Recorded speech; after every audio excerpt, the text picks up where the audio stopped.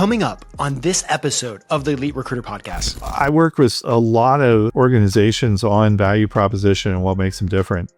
And in most cases, what they think makes them different and what actually makes them different are two different things. I know the number one question that you're getting right now is how to get more money across the board. What is the first thing that you're telling people? Well, the first thing I'm telling them is you should have started this a few years ago. But welcome to the Elite Recruiter Podcast with your host, Benjamin Mena, where we focus on what it takes to win in the recruiting game. We cover it all from sales, marketing, mindset, money, leadership, and placements.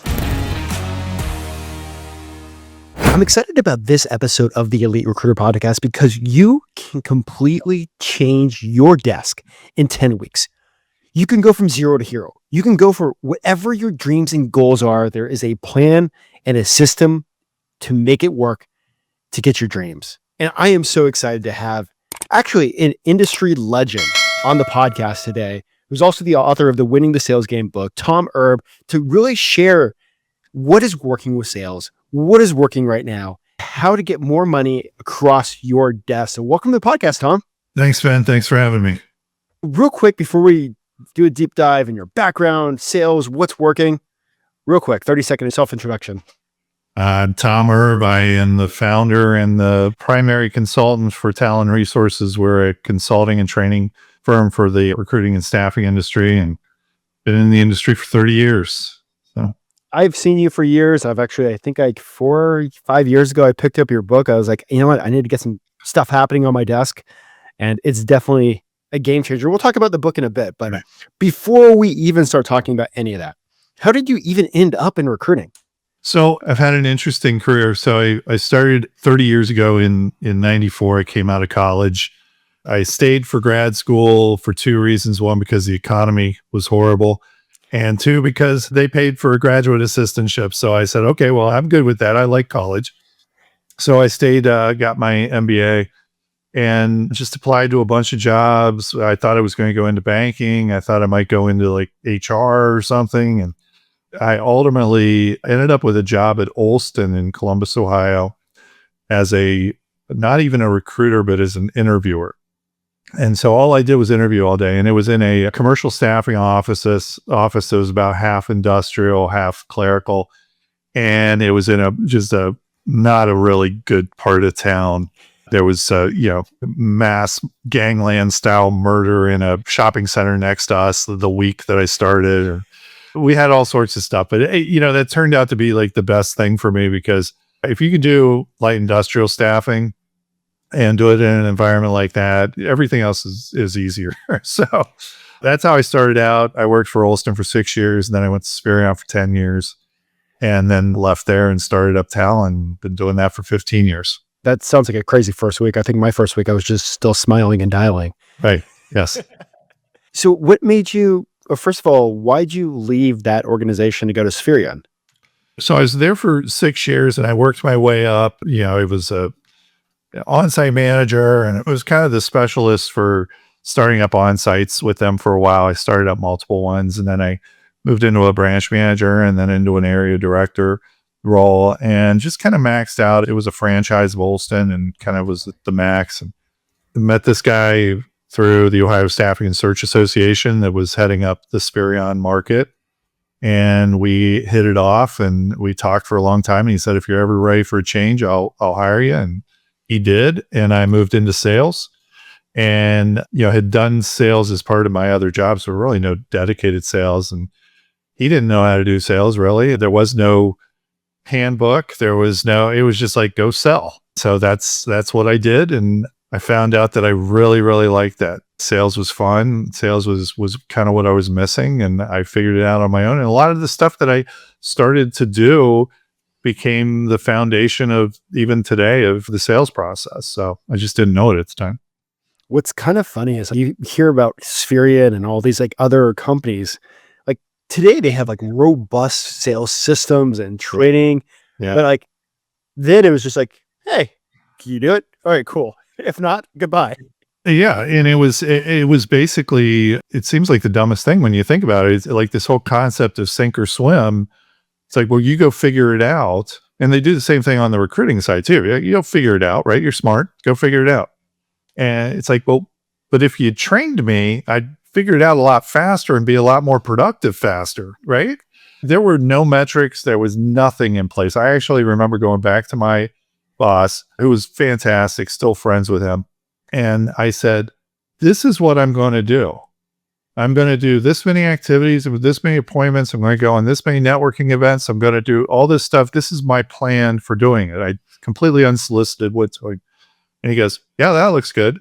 And that's what I did, because I was this shiny object sales personality, just like most of us are, right? In recruiting and in the industry. And I had to create some structure for myself, or I just would have failed miserably. I would have sat around and done nothing. And so I would have thought a lot about doing things, but I never would have actually executed on them. So I had to create these goals for me, which, ended up being metrics, but they were self-imposed metrics, and it worked great. Were you seeing other people in the industry doing like self-imposed metrics, or like, were they just winging it? No, not then. Even now, I mean, you do see people that have, they set their own goals for themselves because they don't have managers or leaders that are really holding them to things, or they're not holding them to the right things that are actually going to get them to success. But no, I was completely on my own with that. There really was not much of an internet. There was, it wasn't like you could go out and just Google how to do it. It's, I ended up subscribing to a sales magazine. It was, Selling Success or something like that. I went to a sales conference. Actually, when I became a sales director for Stereo, I went to a sales conference just to learn how to be a salesperson. I bought sales manager books. So that's just how you did it. And then just tried to figure it out. What spurred you to finally make the jump into the consulting and like the coaching? Was it just like not seeing structure where you're at and everywhere else? Yeah, so it was at Spherion for 10 years, and I rose up to the level of regional vice president. At the time, had about 35 offices, about 110 people reporting up to me, and loved what I was doing with that. Prior to that, I was a sales director, and I built up the sales division for the Northeast region, got it up to 13 sales reps, and that was a lot of fun. But Spherion was going through some different stuff, and unbeknownst to us, we're getting ready to be bought, and so there were some different things, and it was just had an itch to go do something on my own, and had a lot of friends that were doing stuff on their own, had a lot of friends that were, they were professional full-time speakers, and others that were consultants. And so I talked to a lot of people because I was trying to kind of figure out what was missing there, why I wasn't as happy as I thought I should be. And that's when I just, over the time, I go, I think I want to do this on my own. And I think I want to use the experience that I've gotten to this point to help other organizations. So that's how it happened. And thankfully, I had a wife that was extremely understanding, more than she probably should have been, to where I'm going, hey, listen, I got this great job as this RVP. I'm in line to be promoted up to a senior VP. I think I'm going to quit. Is that okay? Is it okay if I quit? Start from nothing? And she's an HR director by trade. She has staffing experience too. But, HR director personalities are pretty risk averse. That's why you're in that job. And so you're looking back, the fact that she probably was absolutely hating it while I was doing it, probably, but put on a face to me that, yeah, sure. Okay, that's fine. It's okay. You got this, sweetie. Yeah. Worked out. I think the first year, from a revenue standpoint, not, earnings, profit or whatever, but just from a pure revenue standpoint, I made about 10% of what I had made the previous year in the RVP role. Probably less than that, actually. So it was a bumpy start. So, well, I mean, a bumpy start, but a good start, right? It was still a good start. Yeah. Okay. At that point in time, was it just like unhappiness and things were changing, or is it just like that? It was truly that itch. Like, I want to go do something on my own. So it was a little bit of when large companies are trying to position themselves to be sold, they don't do the things that you would do to grow your business as much. It's a lot of cost cutting. It's even cost cutting at the expense of growth, right? And that became frustrating. And that was probably the first thing. And that caused me to say, what would I like to do? What would if I could go do something else? And that's when I started to reach out to friends of mine, like I said, that I spent time with a good friend of mine. His name's Brian Blasco, and he's a professional speaker to this day. And he gave me great advice. I had another friend that had his own business and was kind of a serial entrepreneur. And I took him to lunch and picked his brain. And the more I talked to them, the more I go, yeah, this is what I want to do. I think it was mismatched to be in a large, more bureaucratic organization. And I just haven't looked back. So it's not for everybody, everybody likes different stuff, but Those early days when you were doing consulting and coaching, were you focused on the sales side, or is that something that just like evolved in a combination of like, oh wait, I was really good at this. I had to build out my own structure. yeah. The funny thing is, what you think you're going to do and what you do a lot of times are totally different things. I thought that I was going to go out there and sell to corporate talent acquisition departments how to be more flexible, how to have a better recruiting strategy that had more flexibility, more scalability. I'd never sold any of those. So that didn't work. What happened was I met with a friend of mine that I was on the Ohio staffing board with, and I went to lunch with him. He was the owner of a staffing company, and I was telling him, I said, hey, listen, I'm going to be making this change here. You're the first one I'm telling this. And he goes, I'll be your first client. I need you. I need your help. He goes, I'm excited that I have your expertise. And he was a smaller staffing company, so he didn't have the exposure that I did. And I thought, maybe there's some value there. And then I started to talk to other staffing companies, and they go, yep, I need your help. I need your help. And so that's when I shifted to that. I mean, I've worked with a few talent acquisition departments over the years, corporate talent acquisition, but maybe 5 or 6 in 15 years. And I've worked with about 1,000 staffing and recruiting firms. So it's, big difference. That's kind of funny, like where you think the path and journey is going to go is so different than where you actually ended up. You got to understand that sometimes I got to take the opportunity, even if it's not what I thought I was going to have, and just go with that. So that's a lesson that I had early on. Well, let's fast forward. It's 1,000 staffing companies you've supported and you've helped grow, mostly on the sales side of the house. You've written a book on sales for the recruiting and the staffing industry. Yeah. Focus on sales. Like, I know the number one question that you're getting right now is how to get more money across the board. What is the first thing that you're telling people? Well, the first thing I'm telling them is you should have started this a few years ago. But since you didn't, while the orders were flowing in freely, we stopped selling as a profession. But that being said, I tell them, listen, it's going to take some time. There are different levels of sales. There's the low-hanging fruit that you go after. You go back to your existing clients and see what other opportunities you can have. Go back to past clients, see if you can start those back up. Skill marketing, MPCing candidates is always a great way to get quicker hits than other ways. But then you've got to take a multi-pronged approach. You got to have the prospecting piece where you're going out and, quite frankly, you're cold calling and you're picking up the phone and calling strangers and trying to get them to talk to you. That's one piece of that. You got to get into networking. You got to get into leveraging your relationships and building those relationships, being seen on social media, being seen on podcasts like this, all those different things. It's a snowball effect. You got to start today, and it's going to take time. Can't build a house tomorrow. So it takes you time. And same thing with sales. You have to build on it. Are you seeing a lot of companies and agencies that really took their foot off the gas on the sales side? Oh, yeah. Overwhelming majority. I mean, I speak a lot on this, and one of the slides that I have is kind of a joke. It's like 2022 was, why should I sell? I can't fill the jobs I have. And now fast forward to today, why would I recruit? I don't have any jobs to fill, So it's just this pendulum that swings all the time. It's been swinging for the 30 years that I've been in the industry, and it'll always be that way. I've talked a lot recently about the concept of a 3-legged stool for growth. And the 3-legged stool is new business development. It is maximizing the relationships you have with your existing clients. And then it's order fulfillment. It's filling the most jobs that you possibly can. That's whether you're talking about search or contract staffing. The problem with it, and it seems very simple, 99% of recruiting and staffing firms only focus on 1 or 2 areas at any given time.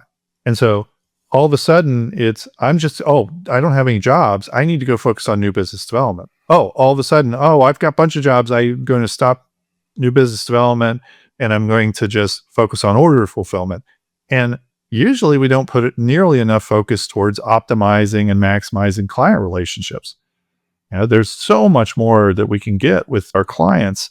They're typically not just using one provider. We're typically, a lot of times, particularly in recruiting, you're trying to get in at a hiring manager level in a large organization where there could be 30 or 40 hiring managers that you could be working with. So what am I doing to leverage that relationship to get into other areas, or go up to a corporate level that I can get access to the entire organization because I can prove what I've done at this department? So, if we think about that concept of the three-legged stool, and we're always focused on all three areas, you're going to be successful. Otherwise, you just go through that roller coaster of up and down, So if you have a team and you're looking at that three-legged stool, do you have parts of your team handle each leg, or do you have everybody handle all three legs? Yeah, boy, that's the that's the $100 million question nowadays on the search side, because traditionally so much of search has run full desk.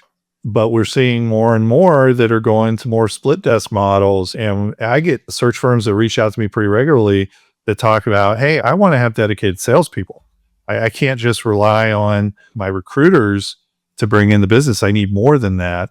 And how do I do that? And so that's something that we do talk about quite a bit. I'm a much bigger believer in the split desk model. I would rather have specialists. In addition to the consulting, I had my own recruiting firm that recruited for the staffing and recruiting industry for about 8 years. So we ran a split desk model. I was the primary salesperson. I had a director of recruiting that was the client service person, and then I had recruiters that did nothing but recruit. And we all specialized in those. It didn't mean that some people weren't doing multiple things, but primarily, and at one point we also brought in a full-time salesperson to do sales as well. So I'm a big believer in that model because it's hard enough to find a salesperson that's good. It's a lot harder to find a salesperson that's good at new business development. Oh, and by the way, I'm good at account management. And by the way, I'm good at recruiting. And I like to do that stuff. What about the person, the solo desk, like the solopreneur? Like, what's the advice on that three-legged prong for them? You've got to segment out time. It's a time management and it's a prioritization issue. And the natural tendency for a sole proprietor or somebody who's got a small team, is to focus on one or two of those legs at a time, whatever's the most urgent. But what you really have to do is be disciplined and say, I'm going to spend this much time on new business development, this much time on developing those client relationships and building those, which by the way, should be happening over the course of just doing your job mostly anyways, right? It's about changing the conversations and looking for opportunities to how can I expand into that area? And then you've got the fulfillment side, obviously. And there's different things you can do to help scale yourself in all those areas. I know, Ben, you're a big proponent of technology and being able to leverage that to help you scale, but leveraging AI, leveraging automations on both the candidate and the client side, and for that matter, on the new business development side and the existing client side, creating automations to help you scale. Virtual assistants, looking at virtual researchers or researchers in the US, where we go. But there's different ways that you can scale those different areas, but you got to be purposeful about it. So when focus on the sales side and really getting that engine moving again, you're sitting there listening to Tom, you're like, oh crap, I've actually let my foot off the gas. I need to put my foot on the gas now. Should we put together your 10-week program, or what's the first few things that we should do? Yeah, I mean, whether you use our 10-week process or you do something else, there needs to be structure to it so that it can be done over and over and over again. You got to get into the habit of doing it. And if you can use technology to help automate those things and drive some of those activities to you, we found that works a lot better. So if you use an automation tool like, let's say like HubSpot Sales Hub, their sequences, okay, you can create a whole automation in there, whether it's our 10-week process or some other multi-step process, it doesn't really matter. But to be able to set it up where there's an automated email that goes out, you throw somebody into the workflow, there's an automated email, it creates a task to make a phone call on a certain day, then you just go into your phone call list and you make those calls, and that then moves to the next step in the process. That helps in so many different ways. It keeps you on task. It keeps you focused, structured. The other thing too is that we got to have really good messaging that we keep focusing on. I find that too many recruiters, salespeople, that we water down our messaging by not having consistent messaging. And what is it that really makes us better? Why should they talk to us? If I'm reaching out to a department head that is getting called on by recruiters all the time, how do I sound any different than them? And how do I sound different in a way that resonates with that person, that gets them to actually talk to us and actually maybe give us an opportunity? We all think that we're different, Right. but in reality, we're not. Right. How do you actually be different? It's so funny because I work with a lot of organizations on value proposition and what makes them different. And in most cases, what they think makes them different and what actually makes them different are two different things. And in a lot of cases, what they're talking about is, quality of placements, or, hey, you're going to get me, I'm going to be the person that helps you with that, which is great. You're a great person, but that's not necessarily the selling point. It's more of, why does it matter to them that they're going to get you as the person that's going to fill their jobs? So when we take a look at what really makes people different in the industry, whether it's search, whether it's contract staffing, it comes down to a few things. One is expertise. Expertise and specialization, I say, go hand in hand. The more specialized we are, the more value that we can show people and the more value that they will perceive in us. I tell people all the time, if I didn't specialize in staffing and recruiting, I certainly wouldn't be on this podcast right now talking about sales, right? So the fact that I've got this specialization matters. And if I'm personally talking to a recruiting firm that specializes in engineering, I'm going to be talking about my experience working with recruiting firms that specialize in engineering. I'm not going to be talking about, well, I work with over 1,000 staffing and recruiting firms, because that's not as important. So the more I can, drill down into specialization, the more that's likely to resonate with the person on the other line, right? So that's the first thing. Track record. That's the other piece to this, is that it's not just about our differentiators. It's how do we prove that we're different, and how do we prove that that provides more value than others? And we do that through things like data. Hey, I've placed X number of these types of positions in the last few years within that industry. Name dropping companies, being able to say, yes, we specialize in that industry, filling those types of positions. In fact, we just did a search for XYZ company, and they go, oh, XYZ, that's credible.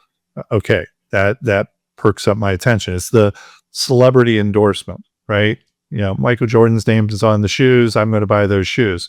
Oh, so-and-so works with Ben in my industry. I respect them, fill in the same types of jobs. That by default is kind of an endorsement. So those are the different things that we would do. If we can talk about process, a lot of people talk about the generic stuff around process, and they talk about stuff that everybody does, right? But then they say, but we do it better. Well, we got to make it easily digestible to this prospect to go, okay, why do I care about that? And so the way we do it a lot of times is to productize processes. And what we're doing is taking this intangible service that a lot of times we do every day. A lot of times over the course of time, if I've been doing this for years, I've come up with best practices and I do this pretty well.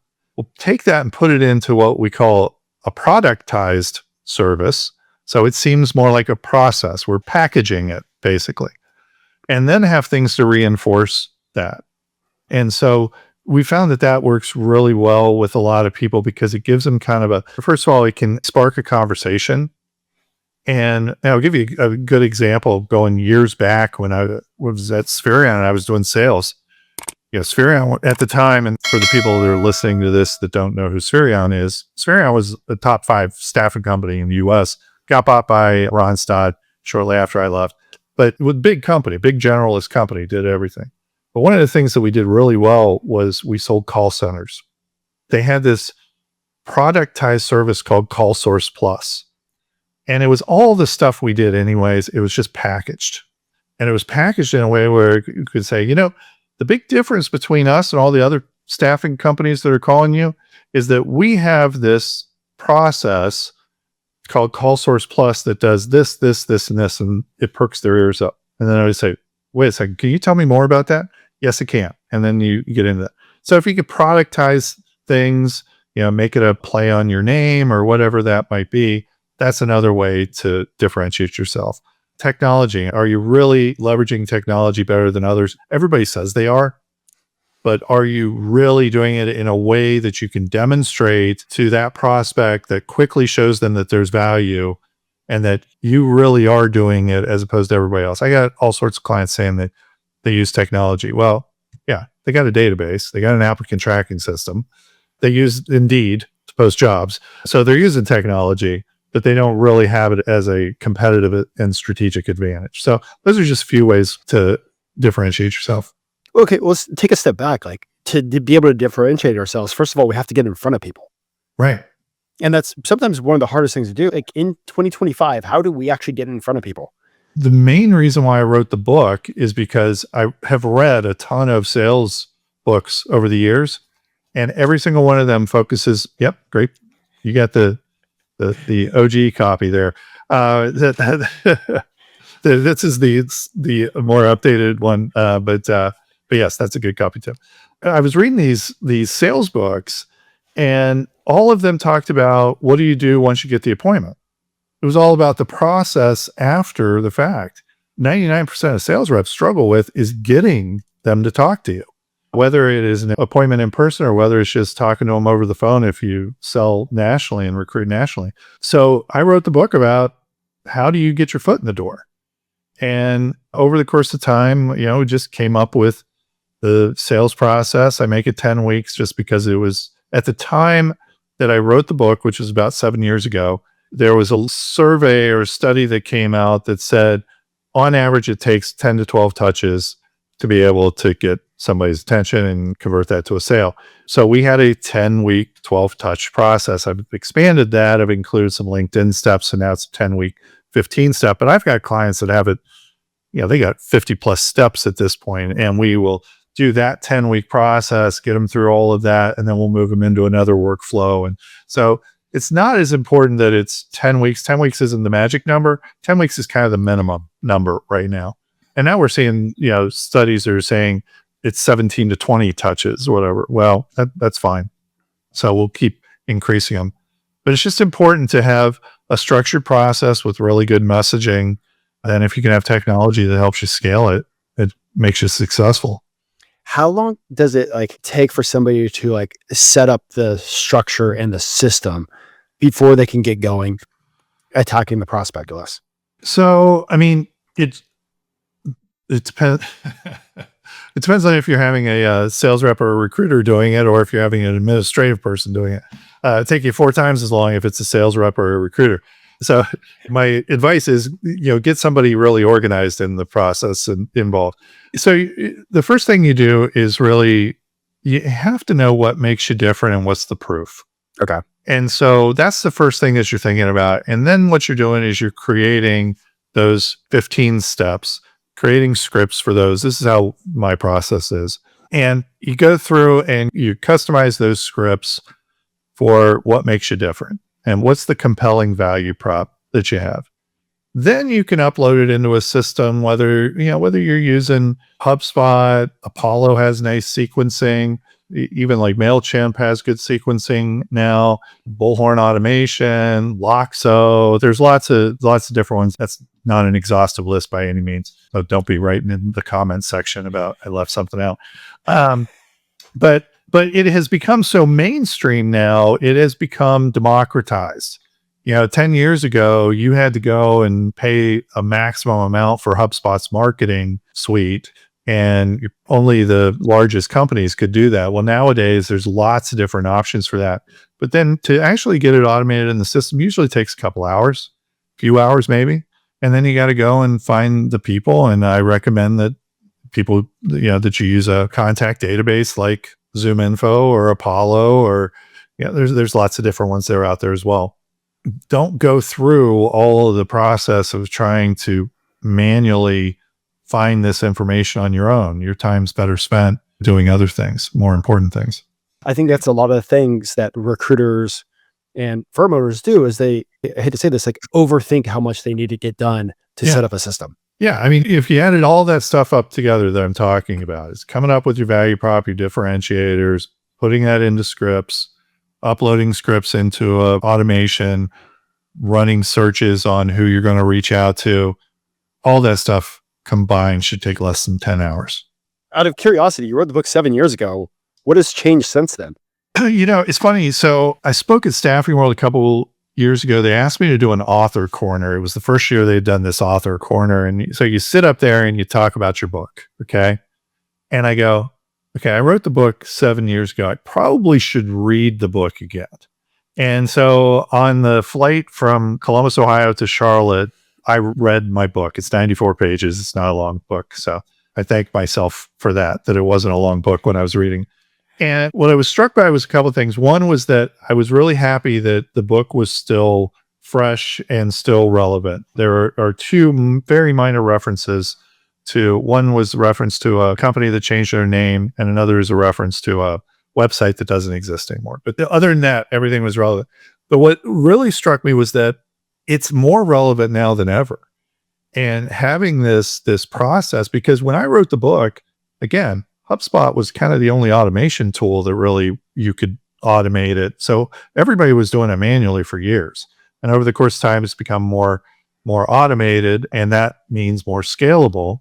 But it also is, with COVID, people are harder to communicate with. Yeah, you can't necessarily get them at their desk because they may not be at their desk. They may be hybrid. People are not answering the phone. The call to live connect ratio, since I started doing sales in 2000, I know that's a really long time ago, but in 2000, I had about a 6-to-1 ratio. We're now seeing about a 25-to-1 ratio. And so if you just do nothing but pounding calls and making generic phone calls, you're going to have a really hard time having success. So having multiple steps, having the snail mail letter that I talk about in the 10-week process, having the emails, adding LinkedIn reach outs, different types of reach outs, adding video, adding all these different things has only helped enhance it. So I think it's more relevant now than ever. But the biggest changes we've done is we've added 3 LinkedIn steps to bring it from 12 steps to 15. Plus, I wanted to get away from 12 steps because it has bad connotations, to being a 12-step program. So now I don't have to, backpedal every time that I have a 12-step program.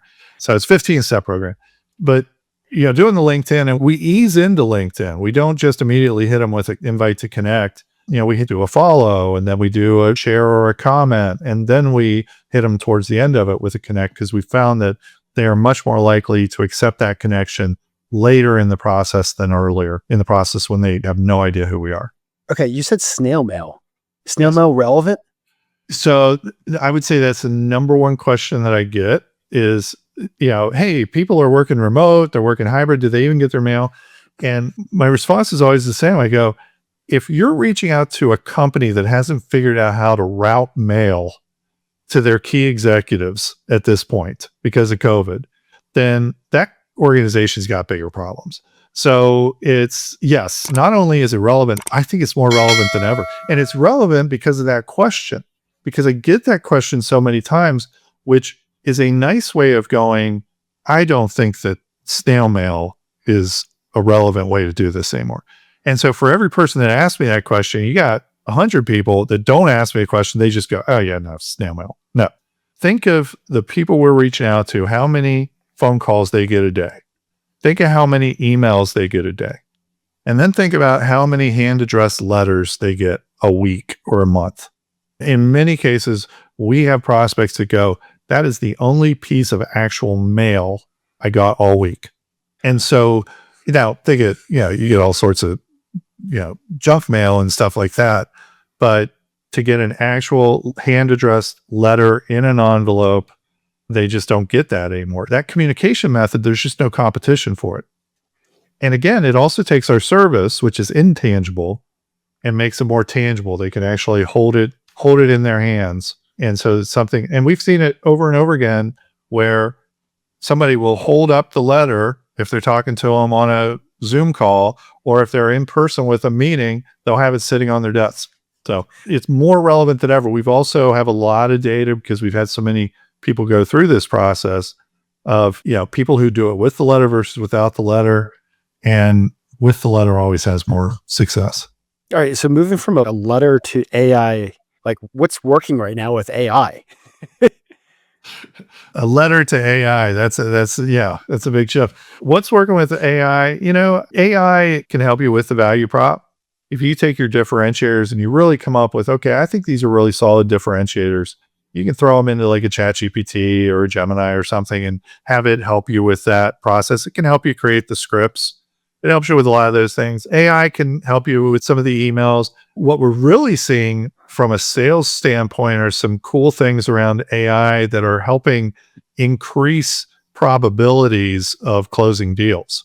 And so there's AI out there. So I speak on the technology panel at Staffing World every year. And we've done it for the last 13, 14 years.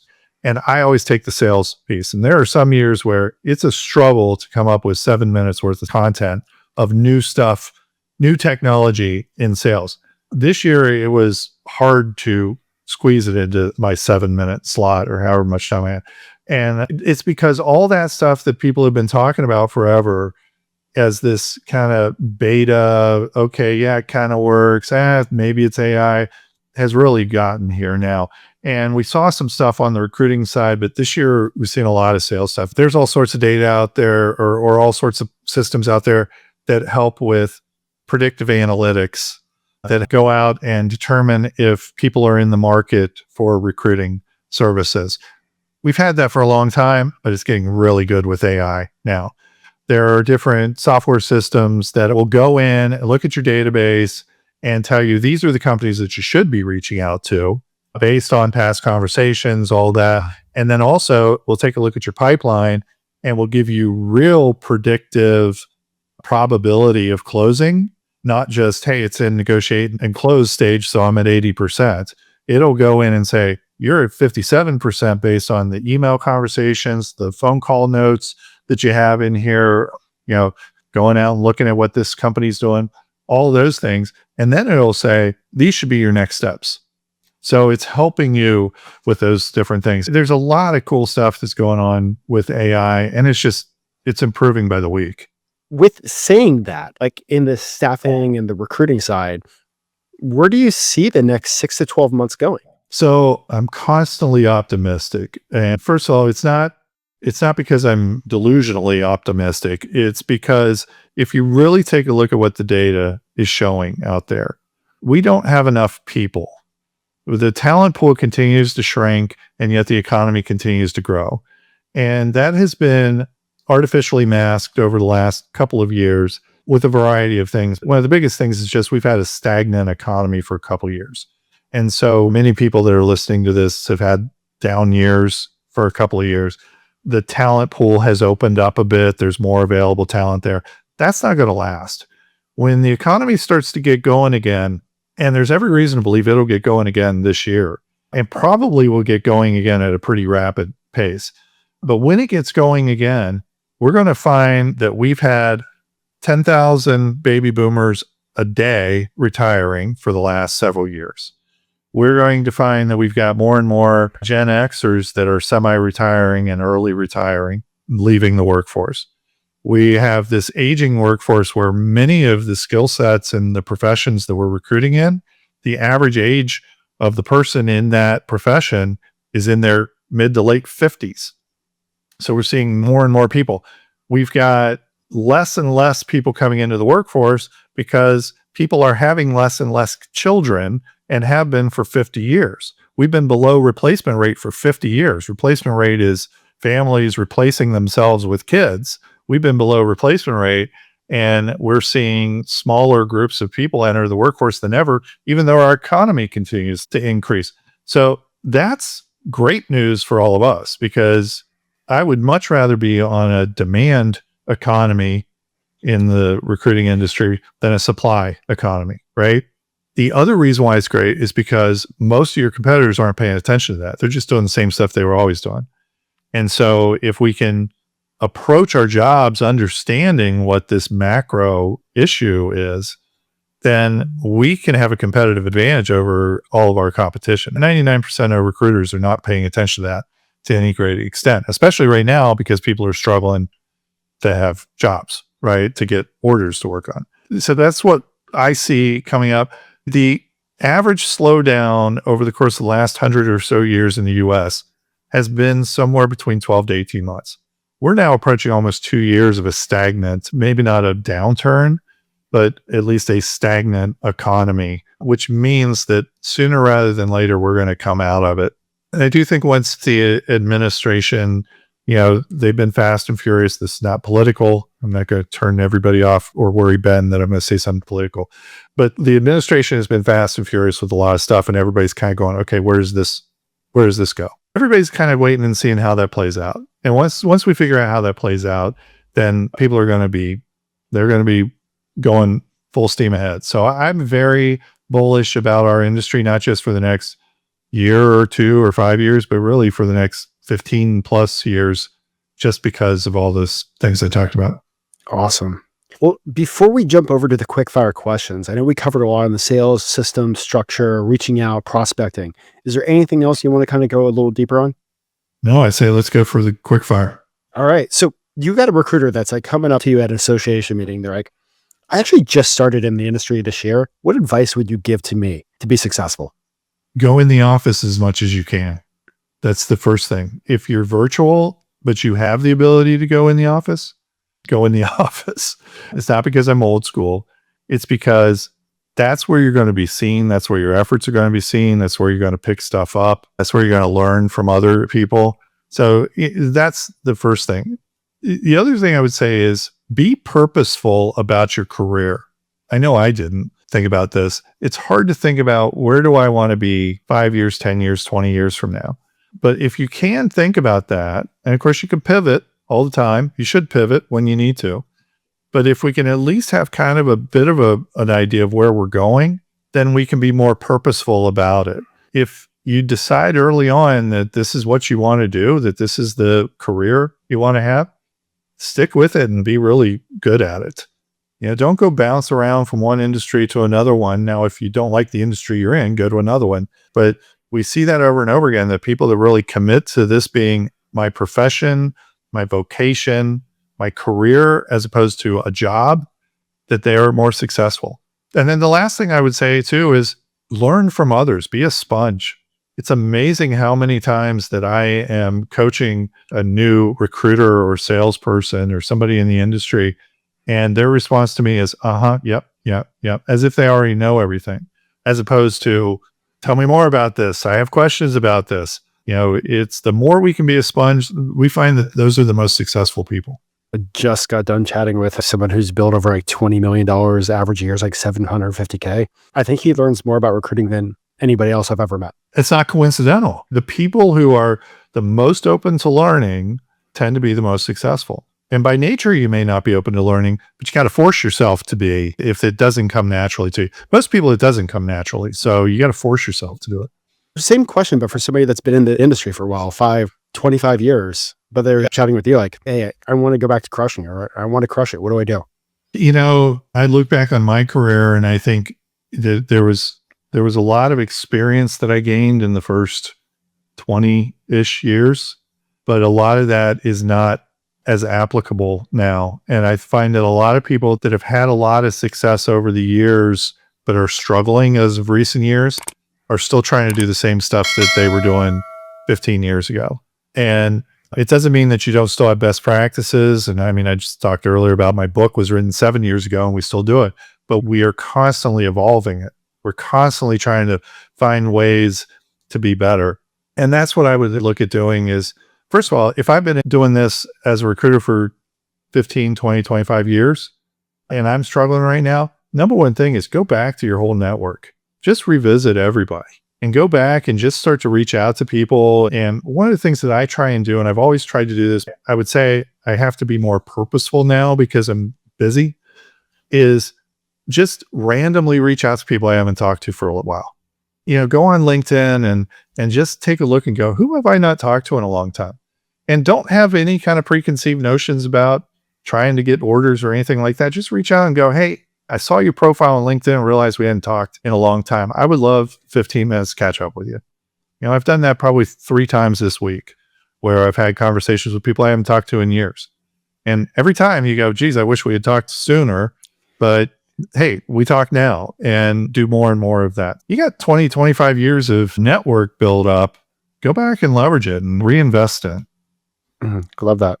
Do you have like a favorite tech tool that you personally love? My number one tech tool is, I love ChatGPT and I keep learning more and more about it. But I would say my number one tech tool right now is my note-taking app. I use Fireflies, but there's tons of them out, all of them, Read AI and Fathom, and there's a bunch of them out there. Fireflies is what I've used now for a couple of years. It has changed the way that I work. I don't have to take notes now. Shiny object sales personality. If I'm taking notes, I'm not listening to you. And I'm not taking very good notes, and it's taken me a long time to do it. So to be able to have something summarize and do it really well, and it keeps getting better and better. Even Zoom's AI note-taking tool, it just started doing that automatically for me a little bit ago. I like having both. I got Fireflies now, and then I'll look at Zoom. Awesome. Now, you've mentioned a few times about associations. How important is it for a recruiter to get around other recruiters? Oh, I think it's absolutely critical to get around other recruiters and learn. I mean, I've learned more from NAPS than anything. I came from the contract staffing side and was doing more and more recruiting. And, when I first started out doing consulting, I didn't have a whole lot of consulting. So I was also taking on recruiting. I was recruiting for VPs of sales and sales teams and other types of positions. That ultimately grew into my own recruiting division that I had for 8 years. And I had that team. I learned so much from NAPS. I learned just from going to that event. I've been on the board forever. That's one organization. I've been on the board for the Ohio Staffing and Search Association for an embarrassingly long time. It tells you I can't quit anything. But the reason why I haven't gotten away from that association is because it's just so valuable. You learn so much from what others are doing. You build these networks. It just pays off over the course of time. Awesome. Has there been a book that's had a huge impact on your own personal career success? I was just looking because I've got several. Jeffrey Gitomer's Little Black Book of Selling and Little Red Book of Selling, both were big on me. When I became a sales manager, I actually bought this book, The Ultimate Sales Manager's Guide. I keep it with me here. This is not for prop reasons. It is because I still will reference it. The 4-Hour Work Week was one I read a long time ago that isn't specific to recruiting or sales, but it talks about just how to scale yourself and how to be more efficient. There's a lot of them that I've read. I also am you talk about another technology. I love Blinkist, and I've really gotten into Masterclass recently. So Blinkist, it basically is Cliff's Notes for all these business books. And I get people that are constantly saying, oh, you should read this book. So I'll do the Blink. It summarizes it in about 15 to 20 minutes. And then if I really like what I heard, then I can go read the whole book if I want to. But I get through a lot of books. I'm always looking at stuff around productivity and time management and stuff. Just because you naturally struggle with that stuff doesn't mean you can't get better. And so that's what I'm constantly trying to do. So a lot of different books, but those would be the ones. Awesome. And you've got a chance to advise over 1,000 companies in the recruiting space, which is a ton. So you've got a chance to see the ins and outs of what's working, what's not working, how to improve, where the improvements actually happen. Yeah. If you got a chance to go back in time and chat with yourself and have a conversation with yourself early in your recruiting career, what would you actually tell yourself now that you know all this? I look back and I go, I think I did things pretty well in that I realized that I needed to have diversity of experiences. Even though I only worked for 2 companies, they were 2 large companies, so I was able to do a lot of different things. And so I was a recruiter. I was a sales rep. I managed multiple offices. I managed a single office. I did a lot of different things that gave me a really broad experience. If I did something different, maybe I would have intentionally gotten into some different verticals. Over the course of 15 years, I've been able to learn a lot of verticals because I have so many clients that are in areas like IT and healthcare and some very, very niche verticals as well, niche specializations. But most of my background in the 15 years that I was in the industry was clerical, light industrial, a little bit of accounting and finance, some legal, some things like that. So I would have probably branched out into maybe some areas that were, I would have given myself maybe a little bit of time to branch out in some areas. That was probably the biggest thing, just being more purposeful about that. Okay. And maybe even within those large organizations, I probably could have moved into another vertical because both of those organizations had most, if not all, verticals. So it could have still stayed within the organization. That's the biggest thing, probably. Well, and this is kind of a fun one. You've talked to thousands of recruiters and thousands of salespeople within our space. And I'm sure like everybody asks you like, how do I set up my 10-week structure? Or what's the perfect like email that I need to write? Or what do I need to write on that postcard to actually make it work and worthwhile? But is there a question that you wish they would actually ask you that they never do? I think it's just, how's the best way for me to be successful? And it's a general question, but a lot of times I do get those tactical questions as opposed to what's the path? What should I do to be successful? And whether it's a recruiter, whether it's a salesperson, you can never do too much activity. So it starts with activity, and it really starts with activity with human beings as opposed to emails, social media, all that stuff's important and all that stuff supports everything else. But at the end of the day, I want to have as many conversations as I can with people, have better messaging, be able to engage people, practice before you make a cold call, right? They don't practice on your prospects. Don't wing it. That's what most sales reps and recruiters do, is they completely wing it. They have no idea what they're going to say. I had one sales rep who had been doing sales for 20 years. And I said, what do you say when you finally get somebody live on the phone? And she blurted out, and she didn't mean to, but it was genuine. She goes, I hope they don't answer. And she said it honestly. She didn't want to. She actually covered her mouth and go, whoop. But she's saying what most people think. They get lulled into this, just leaving voicemails or not leaving voicemails. And they don't really have any idea what they're going to say when somebody gets live on the phone. So I wish they would ask me more of what's the path to success? And it's really about having activities, give yourself enough swings at the plate. When you do connect, then make those as meaningful as possible, have good conversations. I always tell people, I go, listen, when you finally get somebody live on the phone, make that the last time you cold call them ever. And what I mean by that is we need to establish at least a little bit of rapport, a little bit of credibility, maybe a little bit of interest in our service. And then we have to do stuff after so that we keep them warm. So the next time we call them, we're not saying, hi, this is Tom with Talent Resources. I don't know if you remember me, but we talked a couple months ago and you said you might have a need in a couple months, so call you. So here I am. And that's how we almost always do it, because we didn't make that our last cold call ever. So we essentially cold call them again. That is great. Man, this has been a fun conversation. So real quick, for somebody that wants to go buy your book, where can they find it? I've got one copy here. No, Amazon's the best, easiest place to get it. So if you just go on Amazon, it's called Winning the Staffing Sales Game. Yes, it says staffing, but it's absolutely relevant to recruiting, to search as well. It's like $15. So, and if somebody wants to follow you, how do they go about doing that?